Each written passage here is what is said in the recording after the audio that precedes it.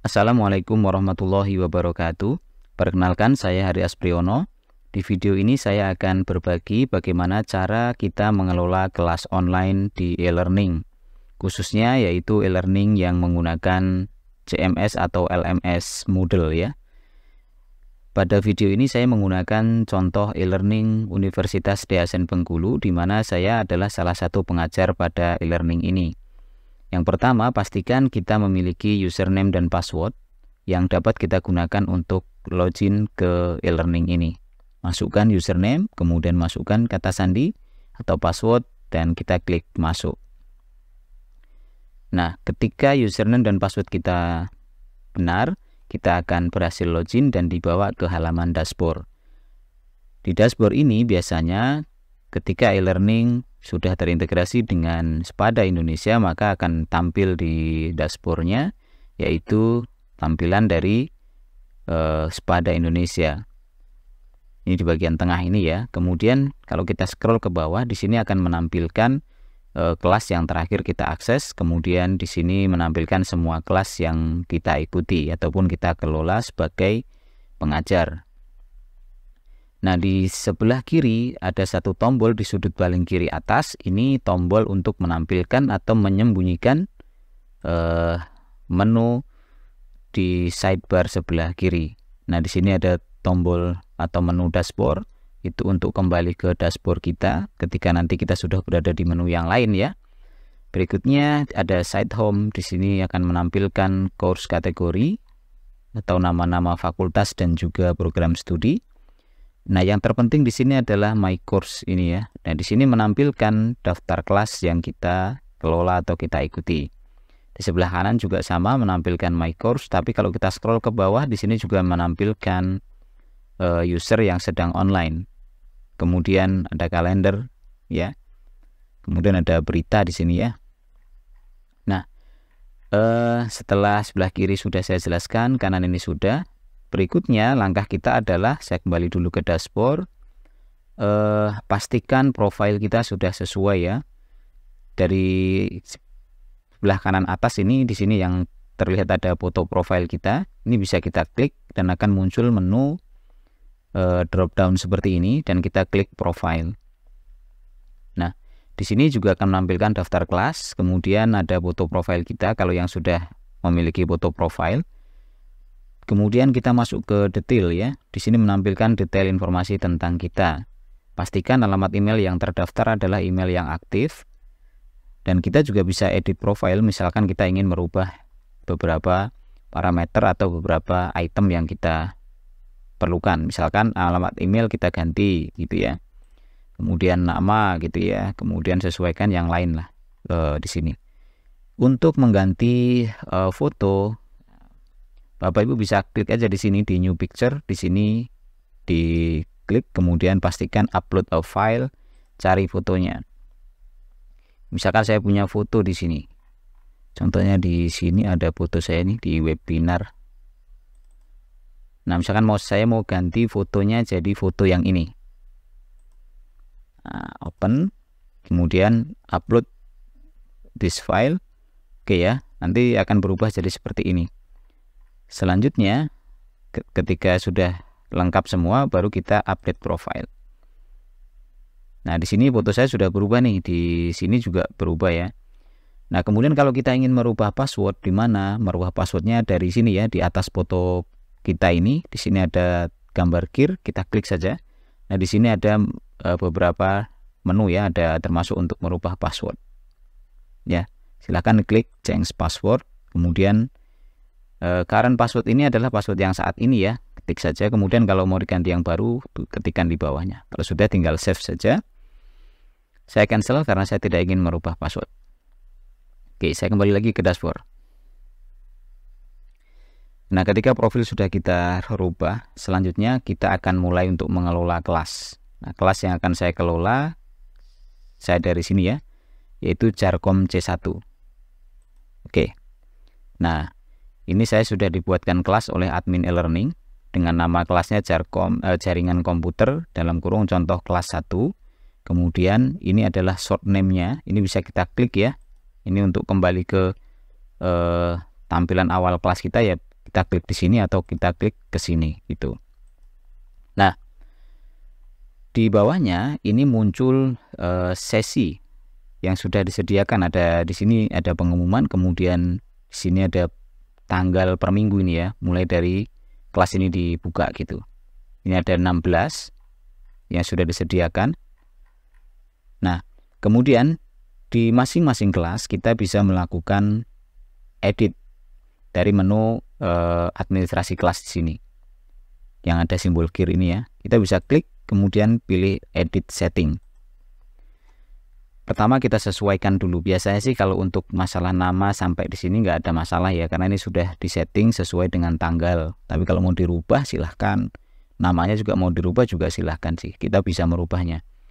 Kemudian kita tambahkan deskripsi. Nah, deskripsi ini tentu sesuai dengan yang biasanya ada di RPS gitu ya, deskripsi mata kuliah. Tapi di sini saya akan ketik ya, yang penting saya masukkan aja deskripsinya ya supaya cepat. Misalkan gini. Mata kuliah ini akan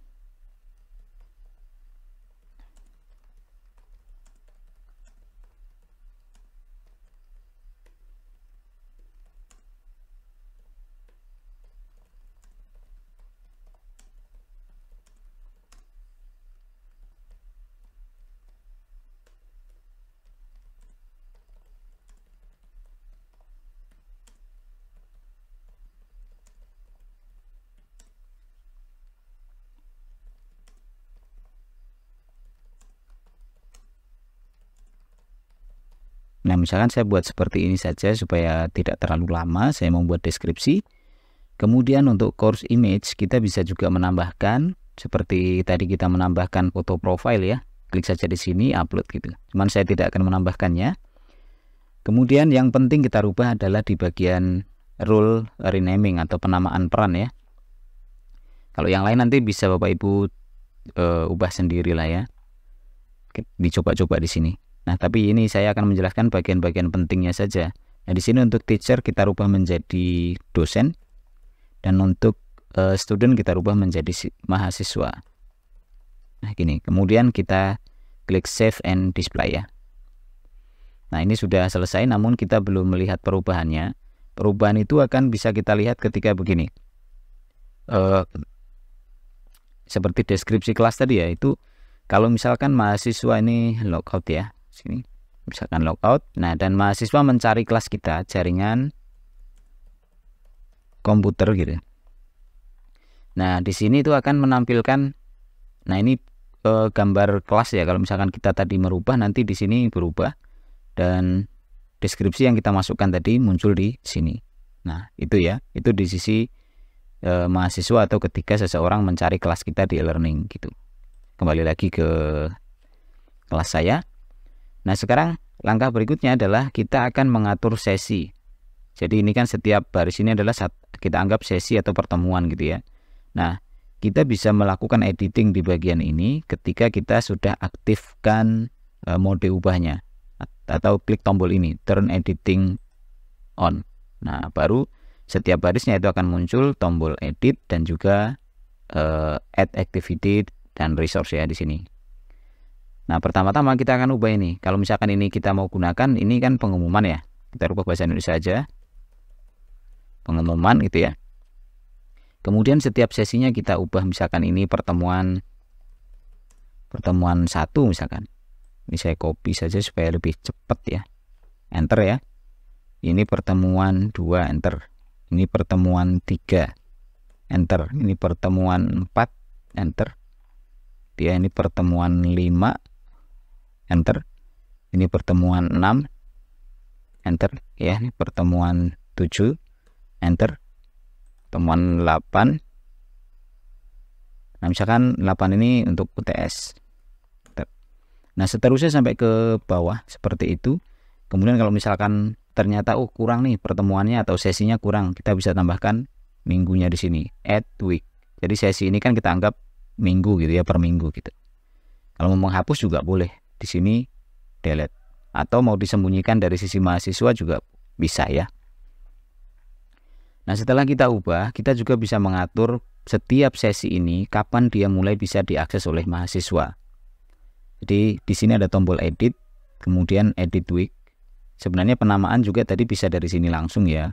Kemudian kita bisa atur di sini untuk pengaturan aksesnya ya. Klik di sini restrict access. Kemudian tambahkan ya add. Ini sesuai tanggal saja. Misalkan kita mulai tanggal 19 yang ini. Kemudian jam 10. Oke, kita simpan. Maka di sini muncul keterangan di sini ya, tersedia dari 19 Februari jam 10. Pertemuan kedua misalkan kita mau tambahkan lagi, berarti edit week, kita setting lagi di sini restrict access, add, kemudian date, minggu berikutnya berarti tanggal, kita lihat di sini 19, tanggal 26 ya, berarti di sini tanggal 26. Kemudian di sini jam 10. Kalau sudah kita save change. Oke, dan seterusnya ya ke bawah boleh disetting sesuai dengan tanggal perkuliahannya. Kalau sudah selesai semua, langkah berikutnya adalah kita tambahkan mahasiswa ke dalam kelas kita atau tambahkan peserta kelas. Tentu acuan kita adalah daftar hadir ataupun peserta kelas yang ada di sistem akademik kita masing-masing. Nah, saya akan menambahkan kelas.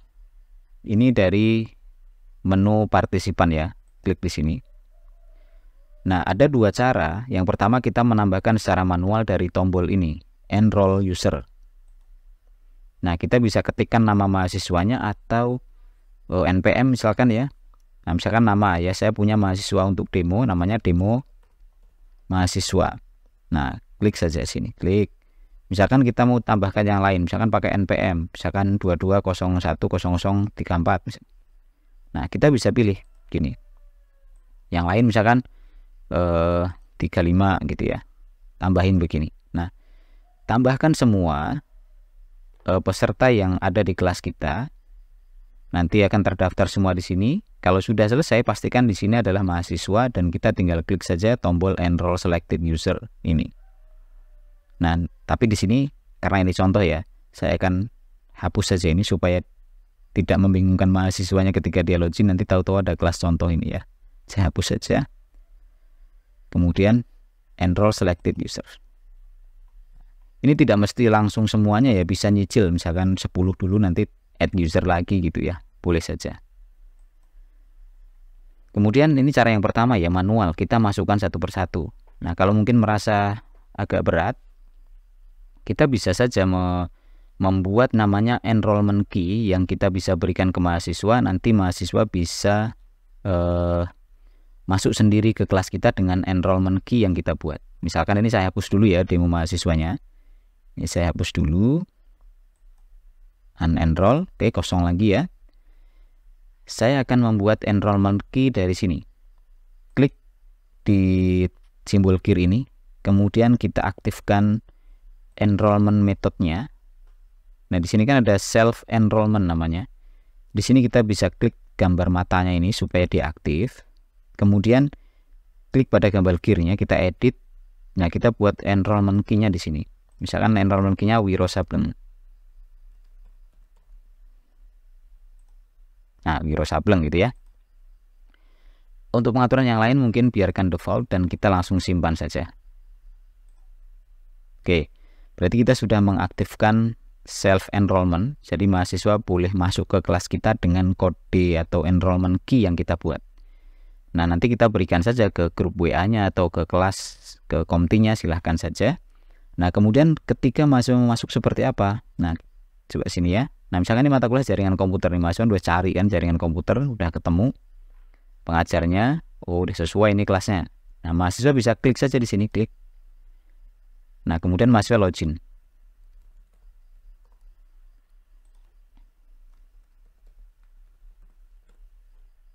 Oke ya. Nah, ketika mahasiswa login dan memilih kelasnya, maka di sini minta kunci pendaftaran atau enrollment key ya. Kalau di sini bahasa Inggrisnya enrollment key, kalau bahasa Indonesia ya berarti kunci pendaftaran gitu. Nah, mahasiswa bisa memasukkan tadi Wiro Sableng. Kemudian daftarkan saya. Nah, secara otomatis mahasiswa itu sudah masuk ke kelas kita. Nah, kalau kita lihat, saya akan kembali ke kelas tadi ya sebagai dosen. Kita lihat di partisipan. Nah, demo mahasiswa sudah masuk ya. Artinya ada mahasiswa yang sudah masuk dengan menggunakan enrollment key yang kita buat. Nah, mungkin ini lebih simple, tapi harus hati-hati, benar-benar kita kasih ke mahasiswanya dan jangan sampai ada mahasiswa lain yang mengetahui enrollment key-nya sehingga ada yang nyasar ke kelas kita. Nah, gitu. Itu saja sih untuk yang enrollment key ya. Silahkan di manfaatkan atau mau secara manual. Kalau saya sendiri milih secara manual sehingga mahasiswa juga tidak repot dan benar-benar mahasiswa yang kita masukkan adalah sesuai dengan yang ada di kelas kita. Itu saja untuk masalah memasukkan peserta kelas ke kelas e-learning yang kita kelola. Kembali ke kelas saya ya, kembali ke dashboard kelas, berarti klik di kode kelasnya atau short name-nya nih. Oke. Sesi sudah kita atur namanya dan juga sudah kita atur kapan munculnya atau kapan bisa diakses mahasiswa. Jadi kalau misalkan sudah kita atur begini, tanggal ini ya, tanggal misalkan yang 26 jam 10, berarti kalau apapun yang kita masukkan nanti di dalam pertemuan 2 ini, mahasiswa baru bisa mengakses tanggal 26 jam 10 gitu ya. Oke, berikutnya adalah bagaimana kita menambahkan materi ya, atau yang disebut kalau di e-learning ini namanya resources. Nah, cara menambahkannya adalah ketika mode ubahnya sudah aktif, di sini sudah muncul tombolnya, kita akan mulai misalkan di pertemuan 1 ya, kita akan tambahkan materi dari add an activity or resource, klik. Ada banyak jenis resource ya, kalau kita ini semuanya ini berarti gabungan dari activity dan resource. Sekarang kita klik yang resource saja. Nah, di sini ada 1, 2, 3, 4, 5, 6, ada 6 ya, ada book, ada file, ada folder, ada label, ada page, dan URL. Yang biasa, yang banyak digunakan adalah file, kemudian page, dan juga URL ya. Kalau books ini juga banyak sih yang menggunakan, cuman saya jarang pakai. Saya biasanya pakainya file, kemudian page, dan URL. Sekarang kita akan mulai menambahkan file. Nah, berarti kita akan menambahkan materi atau file ke pertemuan 1 ya. Namanya misalkan pengantar jaringan komputer. Deskripsinya boleh kita kosongkan saja, kemudian filenya kita cari. Dari sini upload ya. Cari filenya. Nah, saya punya materi jaringan di sini misalkan ya. Dan yang ini, oke. Slide. Nah, kita masukkan yang pertama nih, pengantar jaringan komputer. Oke. Kalau sudah upload this file, kita tunggu beberapa saat sampai filenya terupload. Nah, ketika sudah masuk di sini, kita tinggal atur. Yang pertama adalah appearance ini kita displaynya karena dia PDF itu kita pilih embed. Bedanya apa? Kalau kita pilihnya otomatis biasanya nanti PDF-nya akan kebuka di full di browsernya. Tapi kalau yang embed ini dia akan tampil di sebuah, masih tetap di halaman ini tapi dia ada kotaknya gitu ya. Nah, untuk yang lain biasanya sih itu defaultnya ya. Dengan seperti ini tuh sudah oke lah, sudah bisa kita simpan lah. Save and return to course. Berarti menyimpan dan kembali ke sini. Nah, kalau kita lihat, diklik di sini, klik, maka dia akan tampilnya seperti ini. Nah, jadi nanti mahasiswa itu bisa melihat seperti ini. Oke ya, untuk kembali kita klik aja di sini. Itu materi dalam format atau tipe file ya. Sekarang kita akan tambahkan materi dalam tipe page ya. Di sini add an activity and resource. Nah, kita pilih page atau dari resource dulu baru ke page boleh. Nah, tambahkan di sini misalkan materi tambahan 1 gitu. Nah, di tipe page ini kita mengetikkan teks di sini ya. Artinya kita bisa memasukkan teks, gambar dan banyak sih ya. Bisa teks, bisa gambar, bisa video kita masukkan ke sini ya. Contohnya, oke, misalkan saya gini saja lah. Saya akan buat teks sembarang saja ya, biar cepat. Saya pakai Microsoft Word saja.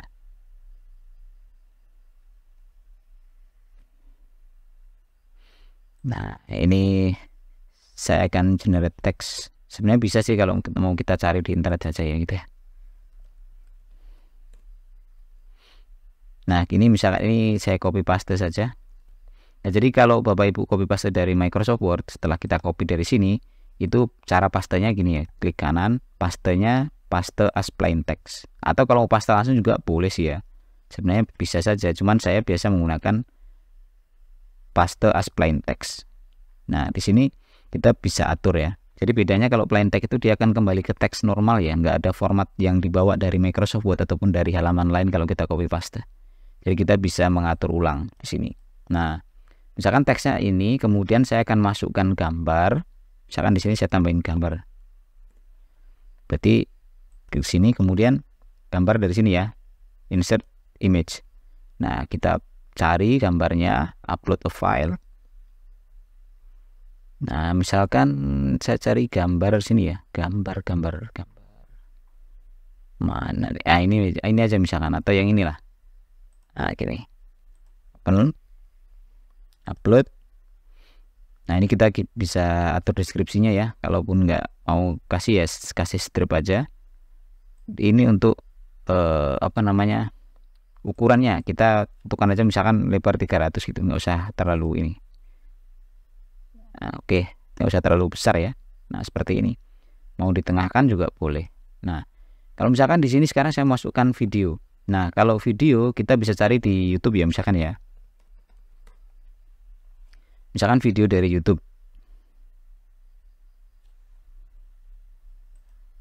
Oh, agak lambat nih. Nah, di sini misalkan saya cari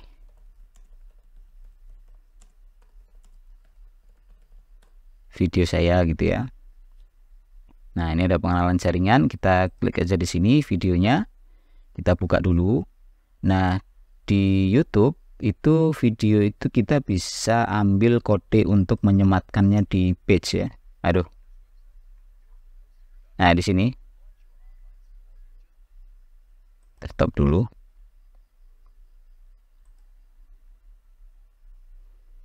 Nah, di sini kita bisa bagikan. Oke, ini kita bisa bagikan, ambil kodenya dari sini, sematkan, kemudian ini kita copy, salin ya. Oke, setelah kita salin kode sematkan video ini, kita kembali ke edit page lagi. Ini kita tutup saja YouTube-nya. Nah, misalkan kita mau tambahkan di sini, kita nggak bisa langsung paste, kita kasih aja tanda dulu gini ya, video. Nah, kita bisa kasih tanda dulu seperti ini, kemudian kita taruh di tengah. Nah, setelah itu, jadi pastikan ini muncul semua ya, pastikan klik di sini, kemudian kita gunakan HTML. Nah, kita cari tadi yang ada video tagnya ini. Ini kita log dan kita pastekan di situ.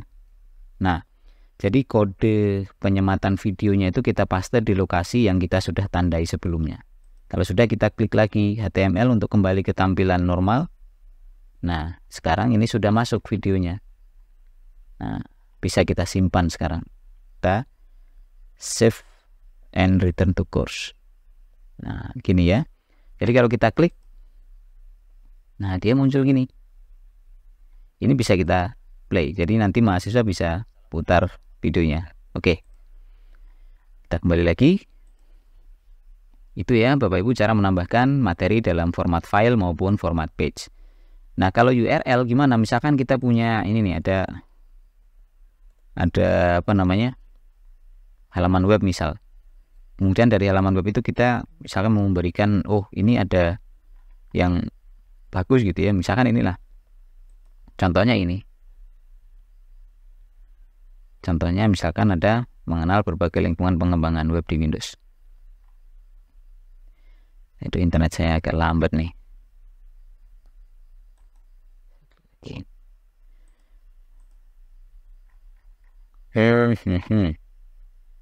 Kok lambat sekali. Nah, kalau misalkan ini belum muncul ya, tapi anggaplah kita sudah punya URL inilah. Kita copy saja. Nah, kita tambahkan add an activity lagi. Nah, kita pilih yang, nah ini internetnya putus Bapak Ibu. Pantes lah ya, internetnya putus. Nah, coba kita ganti jalur internet. Tapi ini connect sih sebetulnya. Kenapa ya?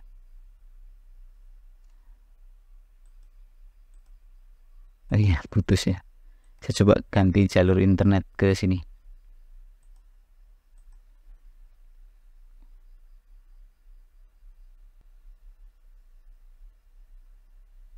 Oke. Ini kita reload.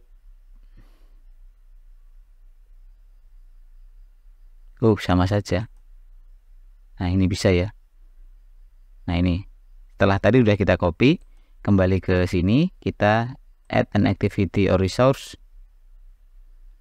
Nah, karena sebelumnya putus nih, kita reload dulu. Kita refresh dulu. Nah, baru kita klik lagi di sini. Nah, kita pilih URL. Nah, kalau URL di sini kita bisa misalkan materi tambahan 2 gitu. Tapi bebas sih namanya, nggak mesti materi tambahan sih. Di sini eksternal URL-nya kita. Nah, kalau sudah, kita tinggal gini ya, klik aja save and return. Jadi itu materi dalam format URL. Jadi kalau diklik mahasiswa nanti munculnya begini. Pas diklik, nanti akan buka ke ini. Nah, gitu ya. Kita kembali ke sini. Atau kalau kita mau edit lagi, yang eksternal itu ya. Dan di sini kan ada juga otomatis atau di embed juga. Cuman kalau untuk yang URL itu memang bagusnya ya di otomatiskan saja lah. Ya gitu ya. Oke, kembali. Nah, materi sudah kita masukkan ya. Ada 3 format ya. Ada file, ada page, dan ada juga URL. Begitu juga misalkan kita mau menambahkan di pertemuan 2 ya. Tinggal kita klik saja di sini gitu. Tambahkan lagi. Nah, atau kita juga bisa tarik dari sini. Misalkan yang ini mau dimasukkan ke pertemuan kedua, tarik aja gitu. Bisa aja. Ya. Itu untuk penambahan resource. Nah, sekarang kita akan menambahkan activity atau aktivitas. Aktivitas itu bisa berupa presensi, daftar hadir, kemudian forum diskusi, ataupun penugasan dan juga kuis ya. Nah, misalkan sekarang di pertemuan 2 saya akan menambahkan forum diskusi. Caranya kita bisa klik add an activity or resource, kita bisa pilih activities dan kita pilih forum. Ya. Di diskusi misalkan kita buat gini. Diskusi 2. Nah, di sini ada 2 format diskusi ya. Di sini bisa kita gunakan standar forum for general use. Ini nanti mahasiswa bisa membuat topik diskusi. Tapi kalau saya sering menggunakan yang single simple discussion ini ya, supaya nanti mahasiswa hanya bisa menjawab topik yang sudah kita sajikan dan juga membalas jawaban atau komentar-komentar dari rekan-rekan mahasiswa yang lain. Nah, misalkan saya buat diskusi seperti ini. Setelah mempelajari materi pertemuan kedua, itu misalkan ya, silahkan Anda pahami dan cari referensi lain misalkan ya.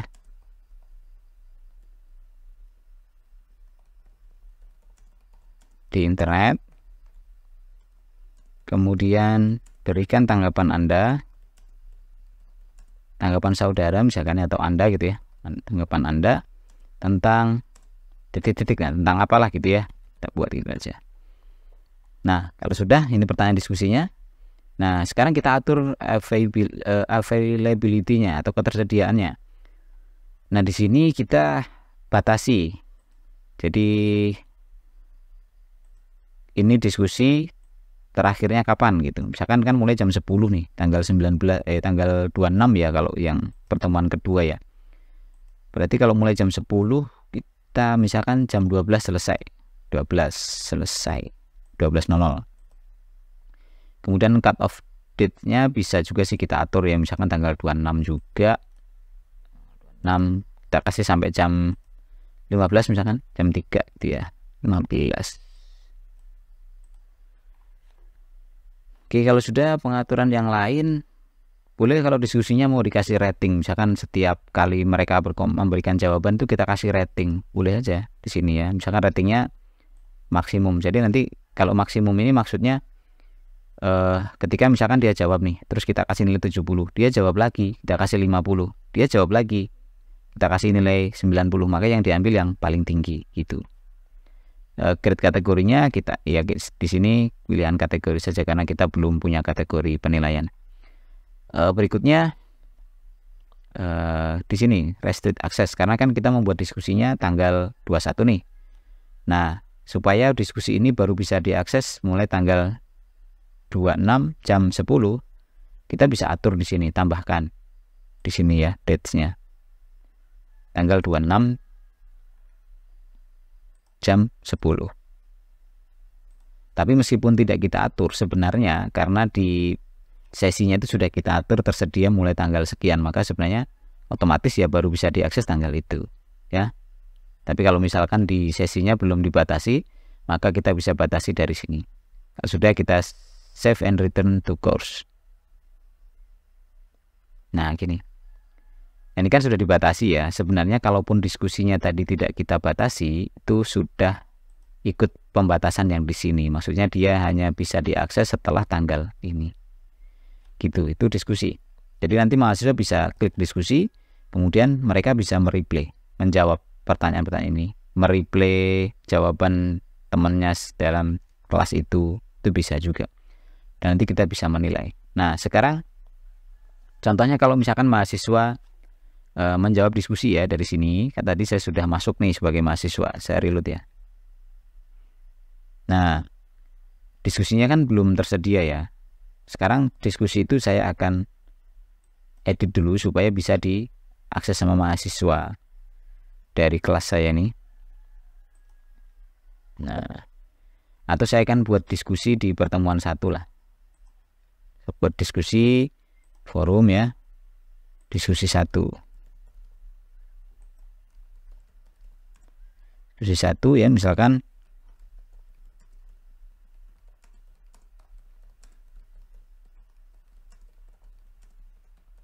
komputer di universitas Anda gitu ya.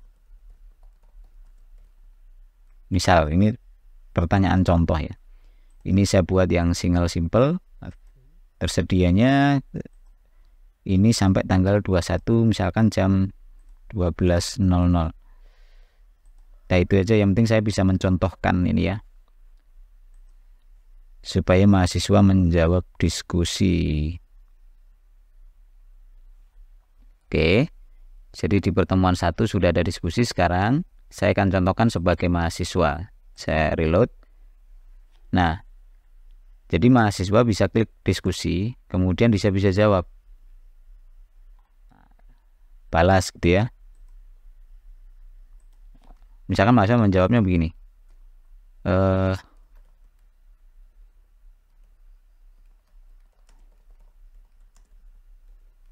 di kampus saya sudah cukup baik.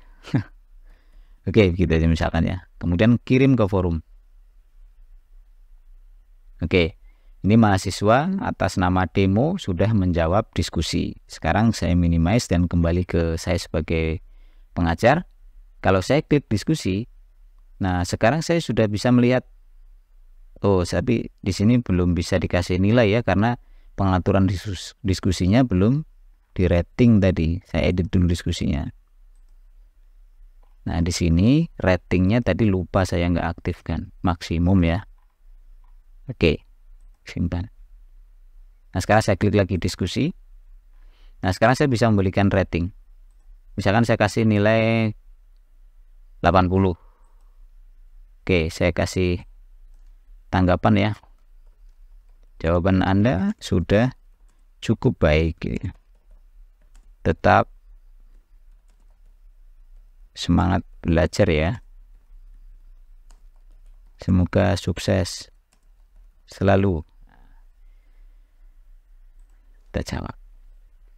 Nah, jadi nanti mahasiswa juga bisa melihat respon kita ya. Jadi mahasiswanya nanti ketika melihat diskusi itu akan muncul begini. Dia juga bisa melihat penilaiannya berapa, tanggapan dosennya seperti apa. Nah,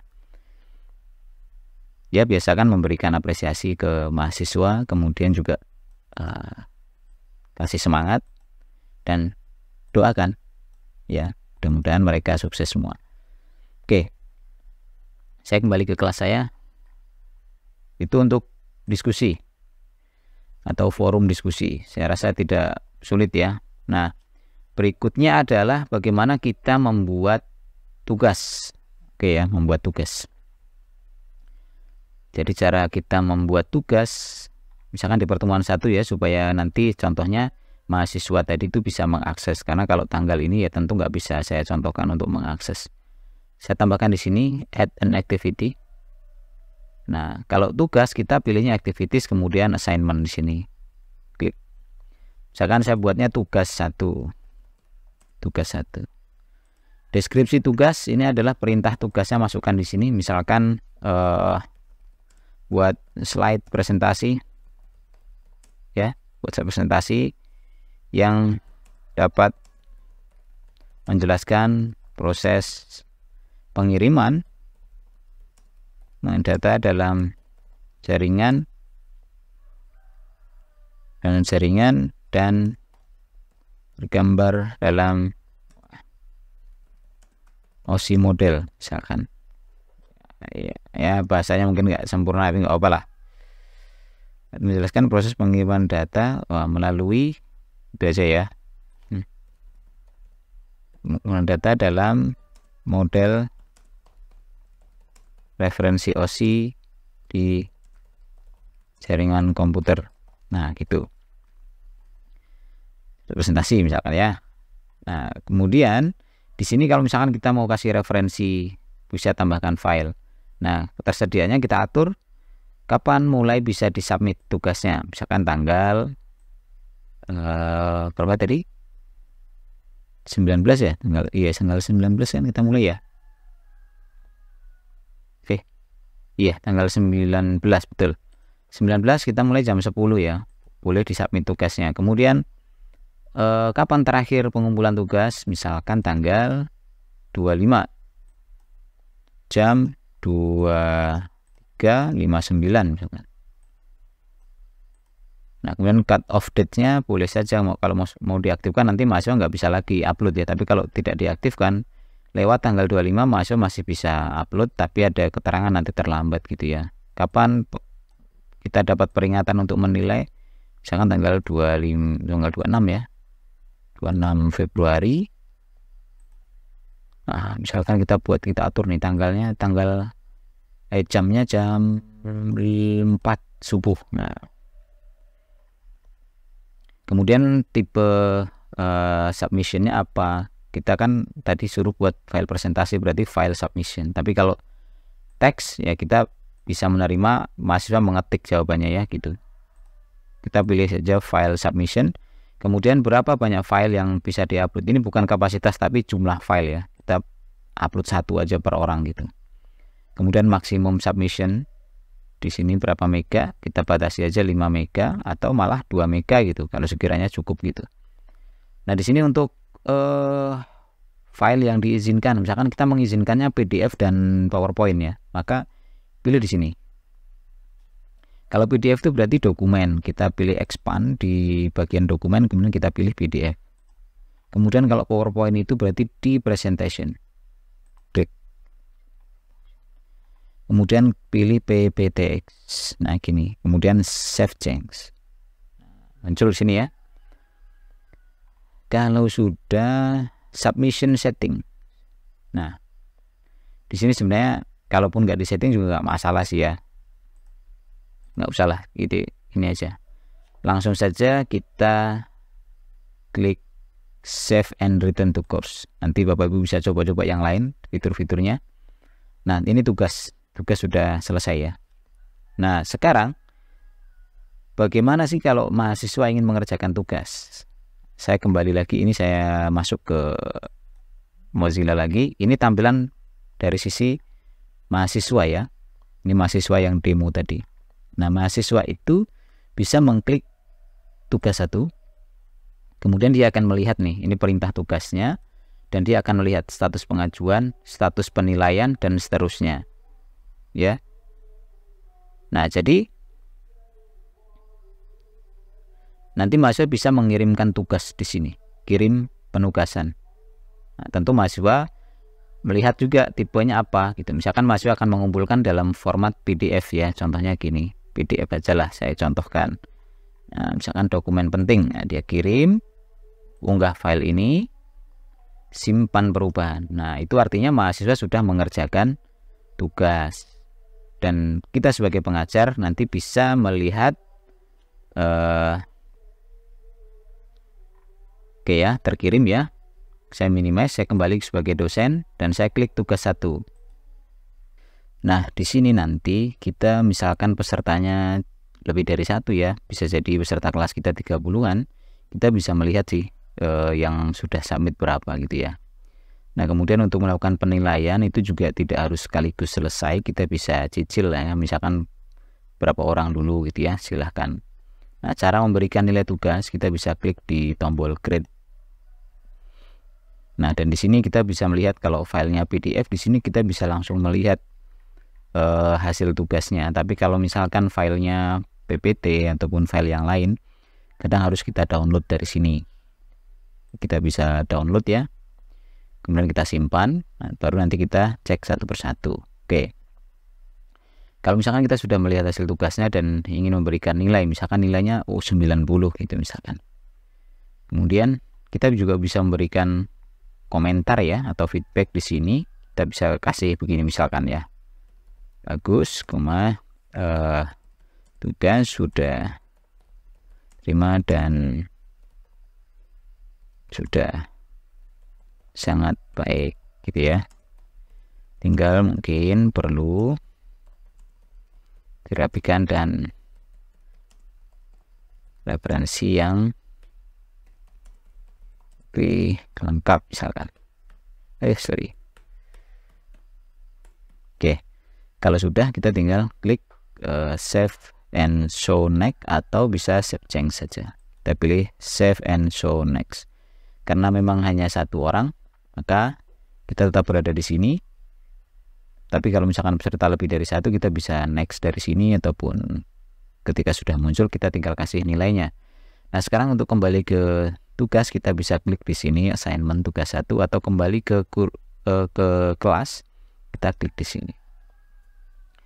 Oke ya, itu cara memberikan nilai tugas ya Bapak Ibu ya, seperti itu. Tadi juga dijelaskan dari awal bagaimana membuat tugasnya gitu. Nah, selanjutnya kita akan membuat kuis ya. Jadi tadi forum diskusi sudah, kemudian kuis. Nah, kuis misalkan saya akan letakkan di sini saja pertemuan 1 ya. Kita bisa tambahkan add an activity and or resource di sini. Kita pilih kuis. Kuis ini banyak tipe soal yang nanti bisa kita tambahkan ya. Makanya bisa juga kalau misalkan digunakan untuk ujian seperti UTS atau UAS. Nah, sekarang misalkan di sini pakai kuis 1 gitu ya. Kalau mau UAS atau UTS ya silahkan saja di sini. Kemudian deskripsi kita kosongkan saja. Timingnya ini kita atur ketersediaannya kapan kuis ini dibuka. Misalkan saya mulai tanggal 19 juga dari jam 10 gitu ya. 00 sampai di sini misalkan tersedia sampai tanggal 21, ini sampai 23:59. Kemudian ini time limitnya itu di sini kita enablekan, misalkan waktu pengerjaan kuisnya 20 menit gitu. Di sini tambahin. Kemudian untuk pengaturan grade-nya atau penilaiannya di sini uncategorized. Di sini kita kosongkan saja dulu, kemudian berapa kali mahasiswa boleh mengerjakan kita isi 1 saja. Tapi kalau misalkan boleh diulang ya berapa kali atau mungkin unlimited, mahasiswa boleh mengulang berkali-kali dan nanti kita tentukan nilainya diambil yang paling tinggi misalkan gitu, silahkan. Cuman saya biasanya sekali saja sih. Kemudian untuk layoutnya ya setiap pertanyaan. Kemudian di sini ya review optionnya ini sisakan begini. Biasanya ini saya hilangkan semua ini ya. Tapi Bapak Ibu boleh kalau misalkan mau dicoba satu persatu nanti dilihat apa perubahannya atau apa perbedaannya. Tapi dengan seperti ini Ini nanti mahasiswa setelah mengerjakan kuis itu bisa melihat nilainya, tapi dia tidak bisa melihat review jawaban yang benarnya yang mana ya. Karena itu nanti kalau dia tahu kunci jawabannya, dia bisa memberitahu ke yang lain yang belum ujian gitu. Kemudian untuk tampilannya di sini appearance kita bisa pilih gambarnya untuk foto profil usernya ya atau mahasiswanya. Kemudian untuk penilaiannya ini pakai desimal. Kalau misalkan nggak mau pakai koma ya dinolkan saja silahkan. Tapi kalau mau pakai koma biasanya 2 digit lah ya di belakang koma gitu. Kemudian kalau soalnya pilihan ganda, kemudian sekarang ini kan sudah trennya AI ya gitu ya. Jadi biasanya soal kita itu bisa kita di copy kemudian dipastekan di di ChatGPT misalkan, nanti jawabannya itu ketemu gitu ya. Kita bisa tambahan ekstra di sini lah. So, kemudian untuk browser security-nya full screen pop up gini ya. Jadi supaya setidaknya itu akan menambah keamanan ya, supaya mahasiswa tidak langsung bisa copy paste gitu. Dan dia akan muncul pop up gitu ya. Full screen pop up-nya. Mungkin itu sih tambahan yang bisa kita berikan di Moodle. Kemudian kita juga bisa tambahin di bagian restrict access ya, kapan mulai bisa dibuka gitu. Cuman ini tambahkan silahkan, kalaupun tidak ini sudah mengikuti pengaturan akses di sesi masing-masing. Oke, kalau sudah kita klik saja save and display. Nah ini kan kita baru membuat kuisnya, tapi kita belum punya soalnya atau pertanyaan di dalam kuis ini. Untuk menambahkan soal, kita bisa membuat manual satu persatu. Misalkan dari sini ya, dari menu atau dari tombol edit quiz ini, kita bisa tambahkan dari sini, add, kemudian a new question.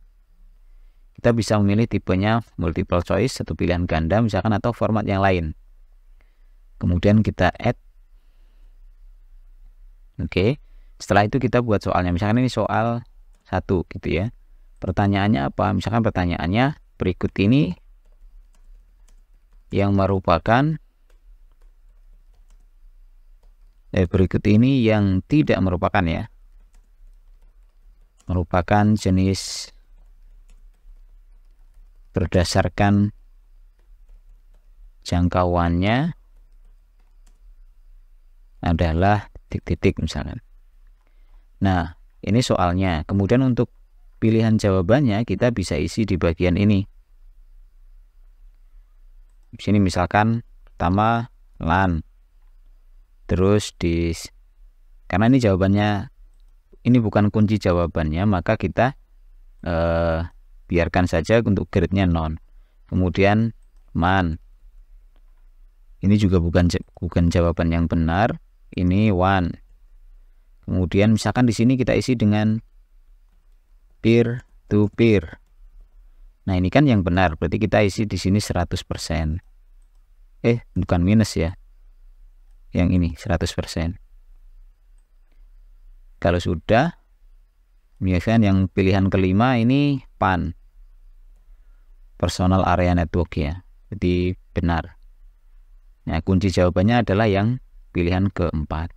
Setelah selesai, kita bisa klik saja Save Change and Continue Editing atau Save Change saja. Oke, kalau sudah kita bisa menambahkan soal yang kedua dan seterusnya. Nah, soal yang kita buat ini secara otomatis dia akan masuk ke bank soal ya, akan masuk ke bank soal dan bisa digunakan di kuis yang lain. Tapi menambahkan soal dengan satu persatu seperti ini tentu cukup menghabiskan waktu ya. Nah, ada cara yang lebih mudah untuk soal ini. Saya berikan contoh untuk soal yang pilihan ganda atau multiple choice ya. Saya punya contoh soal dengan format seperti ini. Nah, jadi kita buat saja di TXT, kita buat format soal seperti ini. Soalnya ini pilihan 1, 2, 3, 4, 5 dan answer ini untuk kunci jawabannya. Nah, dengan format seperti ini saya punya 10 soal ya, contoh saja ini.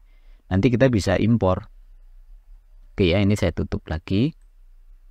Kemudian saya akan kembali ke kelas saya. Nah, untuk ke bank soal kita bisa mungkin ini saya hapus dulu ya yang soal manualnya ya, saya hapus dulu. Oke. Kemudian kembali ke dashboard kursus atau dashboard kelas. Saya masuk ke bank soal. Berarti di sini di course administration klik kemudian pilih more. Nah, di sini ada bank soal. Nah, di question bank ini kita bisa buat kategorinya dulu. Kategorinya misalkan saya buat di sini untuk misalkan gini ya. Kategorinya misalkan anggaplah UTS dan UAS gitu ya. Ini UTS add kategori. Kemudian saya buat satu lagi UAS misalkan. Sebenarnya ini nama kategori hanya untuk mengelompokkan saja sih soal-soal misalkan yang untuk atau sebelum UTS atau soal UTS gitu ya. Nah, sekarang saya akan lakukan impor dari question bank tadi ya, ada impor. Kalau sudah, kita pilih format icon. Kemudian di bagian general kita pastikan kita memilih kategori yang benar. Misalkan saya masukkan ke UTS, misal gini ya. Kemudian kita pilih file yang sudah kita punya, yaitu di sini. Saya tadi simpannya di sini. Ini ya, learning.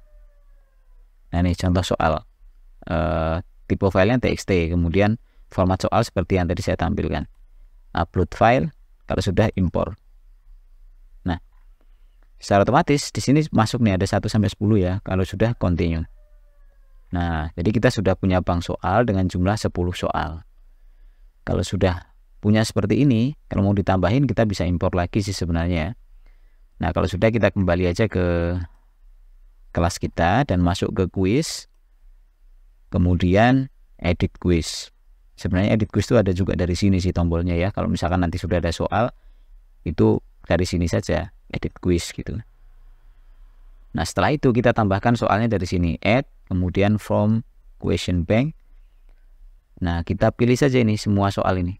Atau kalau misalkan kategorinya yang UTS saja gitu. Misalkan kita sudah punya 2 kategori dan sama-sama ada isinya, kita pilih satu kategori. Kemudian checklist semuanya di sini, add selected question to the quiz, klik. Nah, ini masuk semua nih, ada 10 soal. Kalau sudah, tentukan apakah dia mau diacak atau enggak. Nah, misalkan kalau diklik shuffle di sini berarti diacak soalnya. Kemudian maksimum grade-nya berapa? 100 misalkan. Kita simpan. Nanti secara otomatis si model akan membagi ya berapa soal ini, 10 soal ini otomatis akan dibagi. Jadi satu soal nilainya nanti akan jadi 10 ya. Oke. Kalau sudah seperti ini berarti kuis kita itu sebenarnya sudah siap. Kalau pas kita klik di kuis di sini, kita bisa preview.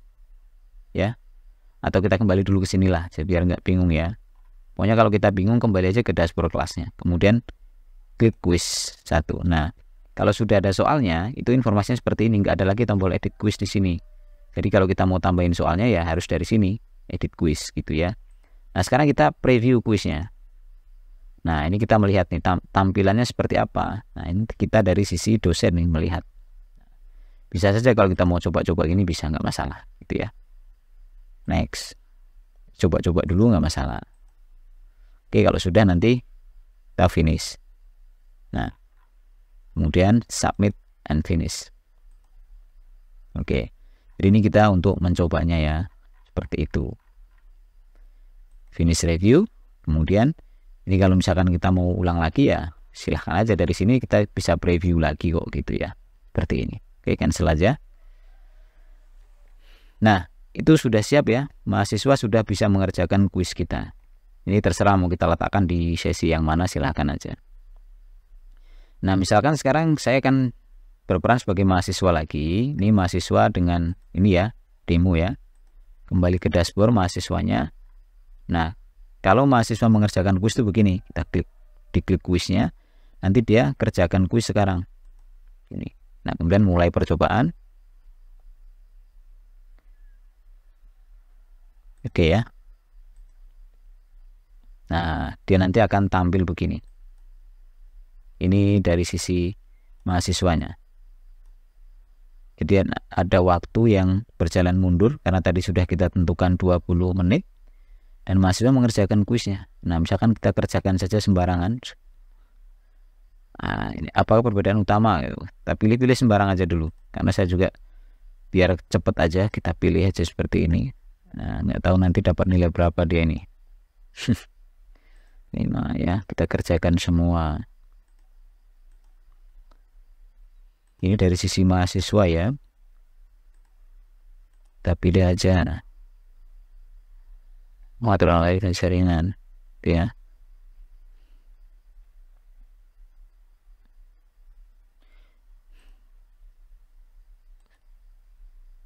Nah ini yang terakhir nih, kita coba mungkin komputer bertanggung jawab untuk menyimpan data dan program secara permanen. Kita pilih yang di sini ya, mudah-mudahan ada yang benar.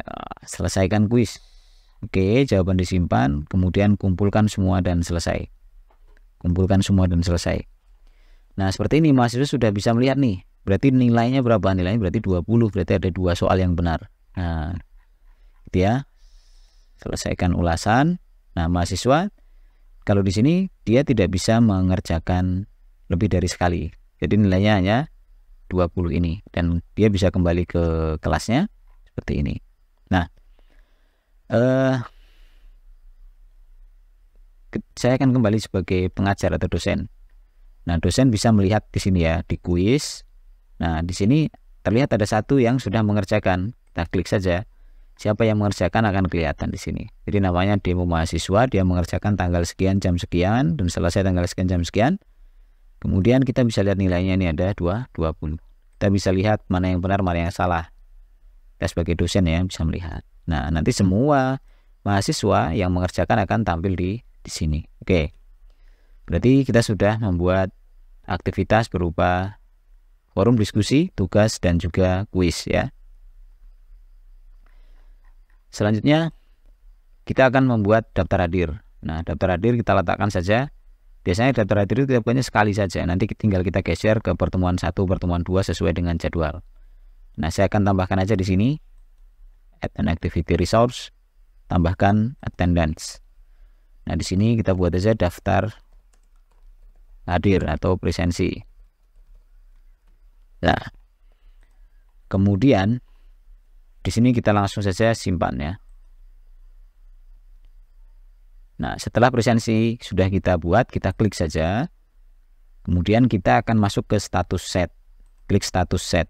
Nah di sini itu ada 4 standarnya itu. Jadi ada hadir, ada terlambat, dan seterusnya ya. Nah saya biasanya sisakan 2. Jadi yang lain saya hapus ya. Absen ini saya hapus, kemudian ini saya hapus. Ya sisakan aja 2. Di sini saya buat jadi hadir. Ini saya buat TH gini ya, tidak hadir. Kemudian di sini 1, di sini 0. Kalau sudah tinggal kita update. Nah, pastikan di sini sudah seperti ini. Kalau sudah, sekarang kita akan membuat sesi, add session. Nah, sesi di sini itu untuk membuat daftar hadir setiap pertemuannya. Kita bisa mulai dari tanggal 19 tadi jam 10 ya, sampai jam 12 misalkan. Jadi setiap jadwalnya dia akan bisa mengisi daftar hadir itu setiap jam 10 sampai jam 12. Nah, misalkan petunjuknya kita buat gini, klik hadir gitu ya, untuk mengisi hadiran Anda misalnya. Nah, kita bisa membuatnya setiap pertemuan, kemudian kita klik allow student to record ini, kemudian add. Tapi kita harus membuatnya setiap kali pertemuan. Kalau kita misalkan membuat sekaligus, kita bisa buat multiple session. Kita ulangi, kemudian tadi tanggal 19 hari apa ya? 19 hari Senin ya. Berarti di sini kita pilihnya sini Monday. Nah, kemudian kita akan ulang setiap minggu dan sampai kapan? Misalkan kita buat sampai tanggal 30 Juni misalkan. Ya 30 ya. Coba 30 Juni. Nah, misalkan 30 Juni. Kemudian kita add. Secara otomatis nanti dia akan mengenerate sampai tanggal 30 Juni ya setiap minggunya. Nah, jadi sesinya akan jadi seperti ini, tanggal 19, 26, tanggal 4, setiap jam 10 sampai jam 12 siang. Ini mahasiswa bisa mengisi daftar hadir. Nah, tapi kok lebih sampai 19 ya, kita hapus saja kalau misalkan lebih ya. Kita hapus. Ini oke. Sisakan sampai 16. Nah, gini. Jadi kita tidak perlu repot setiap pertemuan kita buat sesinya. Jadi langsung aja dengan multiple session. Nah, mahasiswa bisa mengisi daftar hadir itu sesuai jam itu. Kalau sekarang kan 10 sampai jam 12, maka mahasiswa ini nggak bisa ngisi daftar hadir. Jadi pas di sisi mahasiswa kan begini, daftar hadir. Nah, ini nggak bisa diisi, ya. Kecuali yang ini misalkan kita ubah nih, misalkan yang kedua ini kita ubah jadi tanggal 21 jam 5 sampai jam 7 misalkan pagi, sesuai dengan jam sekarang ya. Nah, kita ubah misalkan yang 26 ini kita ganti dengan tanggal 21, jadi bisa diedit ya. Ini mulai mulai jam 5 sampai jam 7. Nah, simpan. Nah, kalau begitu mahasiswa ya, ketika dia ini mengisi daftar hadir, ini bisa yang sesuai dengan tanggal ini. Jadi mahasiswa nanti tinggal ajukan kehadiran. Nah, klik hadir, simpan perubahan. Nah, berarti mahasiswa sudah mengisi daftar hadir di hari ini ya, gitu. Nah, dan mahasiswa juga bisa mengisi per minggu gitu ya. Nanti yang muncul tanggal di hari minggu ini gitu. Oke, ini dari sisi mahasiswa. Sekarang saya kembali ke dosen. Nah, di daftar hadir, nah kita kembali aja dulu ke dashboard kelasnya ya. Masuk daftar hadir. Nah, di sini dosen tuh bisa melihat reportnya. Nah, misalkan report mingguan, berarti yang muncul ya hanya yang di minggu ini gitu. Kalau mau semuanya berarti semuanya all, atau semua yang sudah selesai. Nah, gini. Nanti kita bisa melihat nih daftar hadir semua mahasiswanya di sini. Kemudian bisa juga diekspor dalam format Excel. Nah, gitu. Yang nanti bisa Bapak Ibu gunakan untuk mengelola penilaian mahasiswa di akhir semester. Nah, seperti itu daftar hadir sudah ya. Kemudian jadi nanti gini aja, misalkan pas pertemuan 2 geser aja ke pertemuan kedua gini. Pas pertemuan ketiga geser aja ke pertemuan ketiga. Jadi nggak perlu dibuat ulang ya untuk daftar hadir ya. Gitu, geser-geser aja. Nah, kuis juga kalau mau di kuisnya ternyata nggak di pertemuan 1, pindahin ke pertemuan berapa, atau dibuat untuk UTS di sini, silahkan saja, nggak ada masalah. Nah, itu kira-kira Bapak Ibu untuk pengelolaan kelas ya, mulai dari pembuatan resource atau materi dan juga aktivitas seperti daftar hadir, kemudian diskusi, tugas, dan kuis. Nah, sekarang kita akan melihat nilai mahasiswa dari menu sebelah kiri ya, ada grade ini, klik, maka akan ditampilkan tabel nilai mahasiswanya. Nah, jadi semua nilai nanti muncul ya, nilai diskusi, nilai tugas, nilai kuis itu akan muncul ya, dan di ujung itu nanti ada total nilainya berapa. Nah, tentu nanti nilai ini akan kita olah lagi di akhir semester sehingga nilainya menjadi nilai final atau nilai akhir gitu ya. Nilai juga sama, kita bisa ekspor nilai ini ke format spreadsheet atau Excel. Nah, supaya nanti kita mudah dalam mengelola di akhir semester. Oke, saya rasa itu untuk pengelolaan kelas secara umum, dan dengan beberapa fitur itu saya rasa sudah cukup lah untuk standar kelas online. Nah, kalau misalkan mau melaksanakan perkuliahan secara daring, mungkin di Zoom dan sebagainya, silahkan. Kalau itu nanti direkam, kemudian bisa ditambahkan di e-learning rekamannya gitu, sehingga mahasiswa bisa mengulang lagi perkuliahannya. Saya rasa itu untuk mengelola kelas. Tinggal bagaimana nanti strateginya supaya sebelum memasukkan kelas, kalau bisa semua sudah disusun sedemikian rupa, yang khususnya materi-materi lah ya di dalam sesinya itu dimasukkan. Kalau tugas mungkin nanti bisa nyusul, dibuat itu. Yang jelas daftar hadir dan materi kalau bisa sudah lengkap diisi. Meskipun sebenarnya bisa aja juga nyusul ya, mahasiswa dimasukkan duluan. Cuman bagusnya ketika mahasiswa nanti masuk, login itu sudah ada lah. Setidaknya pertemuan pertama itu sudah lengkap gitu ya. Jadi mahasiswa nggak bingung masuk di kelas yang kosong gitu ya. Mungkin itu Bapak Ibu, mudah-mudahan bermanfaat. Nanti untuk fitur yang lain insya Allah akan dilanjutkan di video-video berikutnya. Silahkan jika ada pertanyaan mengisi kolom komentar di bawah video ini juga boleh, atau mau request tutorial tentang e-learning atau mungkin request tentang tutorial komputer yang lain, silahkan melalui kolom komentar. Terima kasih, kita log out dan saya akhiri. Wassalamualaikum warahmatullahi wabarakatuh.